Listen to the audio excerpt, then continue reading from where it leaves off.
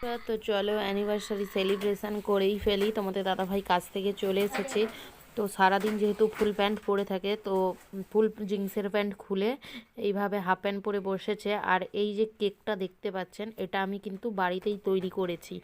এর রেসিপিটি আমি পরের ভিডিওতে আপলোড করে দেব। এটা আমি মার্বেল কেক বানিয়েছিলাম বাড়িতেই। তো এই যে দেখো, আমার তিনজনেই বসে পড়েছি, আমি ক্যামেরাটা ওখানে সেটিং করে তাগের ওপরে। আর আমার ছেলে বসেছে এই দেখো একটা বেলুন নিয়ে। ও তো বেলুন টাঙানো দেখেই খেলাখেলি শুরু করে দেবে। আর এই যে দেখো, এইটা কি বলে আমি কিন্তু জানি না, মোমবাতি বদলে ওইটা নিয়ে এসেছি। তো আমিও বসে পড়লাম পাশে। আর তোমাদের দাদাভাই খুব খুব লজ্জা পায় এই সব মানে ভিডিও করা বলো যাই বলো, তো করে না। তোমাদেরকে আগেই তো বললাম, ভিডিওতে শেয়ার করলাম যে আমি সবসময় সারপ্রাইজ দিই, অ্যানিভার্সারি সেলিব্রেশনটা আমি সবসময় করি।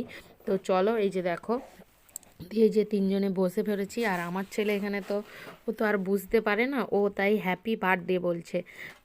আর এই যে দেখো, তোমাদের দাদাভাইও কেক খাইয়ে দিল আর আমিও খাইয়ে দিলাম। আর তোমাদের দাদাভাই এই বছর আমাকে দেখো প্রথম এই জিনিসটা গিফট করলো।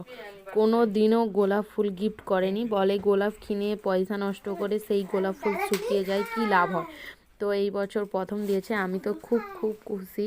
না হলে আমাকে প্রতি বছরই কিছু না কিছু জিনিস গিফট করে তোমাদের দাদাভাই। আমি আমার সাধ্য মতো দরকারি জিনিসপত্র তোমার দাদাভাইকে যেমনই গিফট করি, কিন্তু তোমাদের দাদাভাই আমাকে যে কোনো সোনার জিনিস ছোটোখাটো গিফট করে।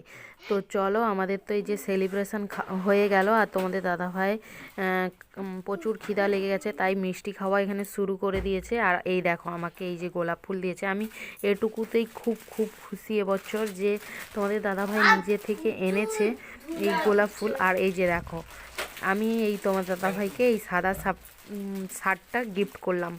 তোমাদের কেমন লাগছে অবশ্যই জানাবে। আমি তো আপনাদেরকে দেখিয়েছিলাম যে আমি কি গিফট করব, শার্টের কালেকশান। তো চলো, তোমাদের ভিডিওটি কেমন লাগলো অবশ্যই অবশ্যই কমেন্ট করে জানাবে। Tata, bye bye.